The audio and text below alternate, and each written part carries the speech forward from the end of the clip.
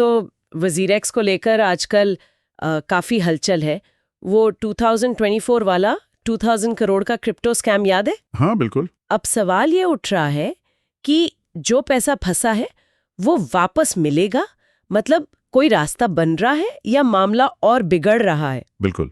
और इसी माहौल में ये ZSE PTLT नाम की एक कंपनी आए हैं। वो एक रिस्पॉन्सिबल रिकवरी प्लान लेकर आए हैं, मतलब जिम्मेदारी से वापसी। अच्छा। और दिलचस्प बात यह है कि वो लिक्विडेशन नहीं चाह रहे हैं, मतलब सब कुछ बेच-बाच के पैसा निकालना नहीं। तो फिर क्या? वो जोर दे रहे हैं रीस्ट्रक्चरिंग पर। उनका मानना है कि इससे लेनदारों को शायद ज्यादा रिकवरी मिल सकती है। ये रिस्पॉन्सिबल रिकवरी सुनने में तो अच्छा लग रहा है। रीस्ट्रक्चरिंग का मतलब क्या है यहाँ? ये लिक्विडेशन से बेहतर कैसे हुआ? देखो, लिक्विडेशन में क्या होता है, अक्सर जल्दबाजी में एसेट्स बेचने पड़ते हैं। हाँ, सही दाम नहीं मिल पाता होगा। एग्जैक्टली। रीस्ट्रक्चरिंग का आइडिया ये है कि कंपनी को एक तरह से फिर से पैरों पर खड़ा किया जाए, उसे थोड़ा टाइम दिया जाए ताकि वो धीरे धीरे अपनी देनदारियां चुका सके।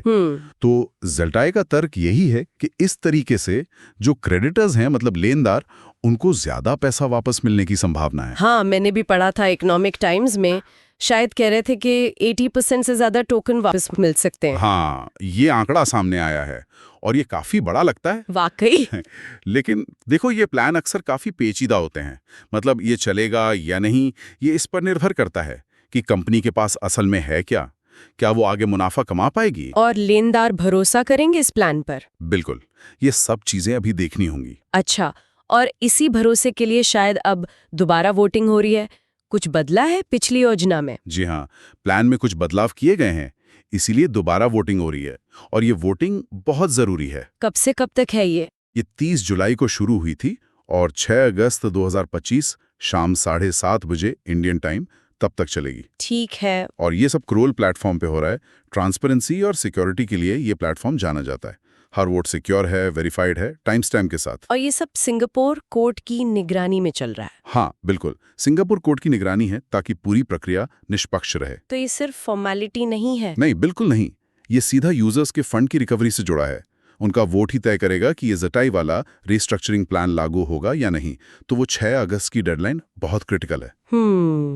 लेकिन एक तरफ तो ये रिकवरी की कोशिशें हैं, दूसरी तरफ ये सरकारी जांच का दायरा भी बढ़ता जा रहा है। ये FIU और CBI अचानक इतनी एक्टिव क्यों हो गई हैं? हाँ, यहाँ मामला थोड़ा और उलझ जाता है। FIU मतलब भारत की फाइनेंशियल इंटेलिजेंस यूनिट। हाँ, जो मनी लॉन्ड्रिंग वगैरह देखती है। सही। उन्होंने सिर्फ वजीर एक्स ही नहीं, बाइनेंस पर भी सवाल खड़े किए हैं। चिंता की बात यह है कि कुछ वॉलेट ट्रांसफर्स पाकिस्तान से जुड़े पाए गए हैं। ओहो। और कश्मीर जैसे सेंसिटिव इलाकों से भी कुछ संदिग्ध गतिविधियों की बात सामने आई है। तो FIU इसकी तह तक जाना चाह रही है। और CBI का क्या रोल है इसमें? सुना है दिल्ली कोर्ट ने सीधे CBI को जांच सौंप दी है। हाँ, ये एक बड़ा कदम है। दिल्ली हाईकोर्ट के ऑर्डर के बाद ये जो 2000 करोड़ का कथित घोटाला है, ये अब नेशनल लेवल की इन्वेस्टिगेशन बन गया है। मतलब अब केंद्र सरकार की टॉप एजेंसीज इसमें शामिल हैं। बिल्कुल। और इसमें एक नाम भी सामने आया है, SK मसूद आलम। उन पर गंभीर आरोप हैं। तो मतलब स्थिति काफी कॉम्प्लिकेटेड है। एक तरफ यूजर्स हैं जो उम्मीद लगाए बैठे हैं कि रीस्ट्रक्चरिंग प्लान और वोटिंग से उनका पैसा वापस आएगा। हाँ। और दूसरी तरफ FIU और CBI की हाई लेवल जांच चल रही है, जिसके नतीजे कुछ भी हो सकते हैं। बिल्कुल सही कहा। संक्षेप में देखें तो वजीर एक्स एक बहुत ही नाजुक मोड़ पर है। 6 अगस्त की वोटिंग डेडलाइन तय करेगी कि रिकवरी प्लान का क्या होता है। लेकिन साथ ही साथ FIU और CBI की जांचें भी तेजी से चल रही हैं और उनके जो भी निष्कर्ष निकलेंगे, उनका भी बहुत गहरा असर पड़ सकता है।